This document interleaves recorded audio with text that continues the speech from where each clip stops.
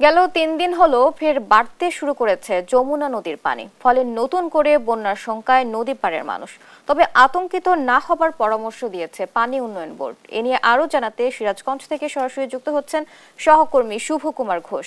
শুভ, যমুনায় ফের পানি বৃদ্ধি নিয়ে কি বলছে পানি উন্নয়ন বোর্ড, এ নিয়ে বিস্তারিত জানাবেন। হুগলি আসলে কয়েক দফায় যমুনায় পানি বৃদ্ধি এবং কমার পরে সর্বশেষ ৩ দিন হলো পানি বৃদ্ধিটা আবার বেড়েছে। গত ৩ দিনে কিন্তু এই সিরাজগঞ্জ পয়েন্টে কিন্তু গত ২৪ ঘন্টায় ৯ সেন্টিমিটার এবং সিরাজগঞ্জের যমুনার যে আরেকটি পয়েন্ট রয়েছে কাজীপুর, সেই পয়েন্টে কিন্তু ১১ সেন্টিমিটার পানি বেড়েছে। তবে পানি বৃদ্ধি কয়েকদিন থাকবে, এরকম অব্যাহত থাকবে পানি উন্নয়ন বোর্ড বলছে। তবে আতঙ্কিত না হওয়ার জন্য বলেছেন তারা।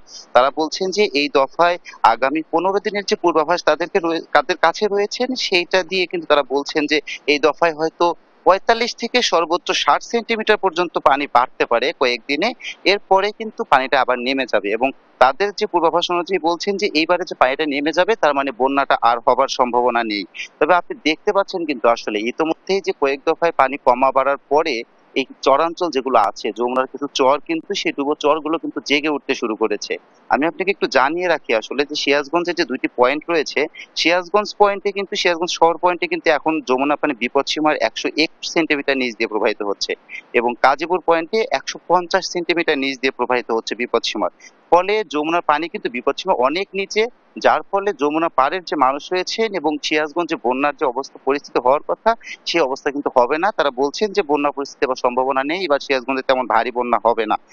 এবং এই কয়েকদিনে যে পানিটা কমেছে, সেই কমার পরে কিন্তু নিম্নাঞ্চল যেগুলো আছে, যমুনার এলাকা আছে, সেই এলাকাগুলো থেকে পানিগুলো কিন্তু নেমে গিয়েছে অনেকটাই। কিছুটা রয়ে গিয়েছে। তবে এই গত ৩ দিনে যে কিছুটা পানি বেড়েছে, এটার কিন্তু প্রভাব এখনো তেমনটা পড়েনি। তবে চলতি বন্যায় আমি আপনাকে জানিয়ে রাখতে চাই, চলতি বন্যায় কিন্তু ইতিমধ্যেই সিরাজগঞ্জের ফসলের কিন্তু মোটামুটি একটা ক্ষতি হয়েছে। সিরাজগঞ্জে প্রায় ৬২১ হেক্টর জমির কিন্তু ফসল ক্ষতিগ্রস্ত হয়েছে এবং এর বিপরীতে কিন্তু ৩,০০০ উপরে কিন্তু কৃষক কিন্তু ক্ষতিগ্রস্ত হয়েছেন।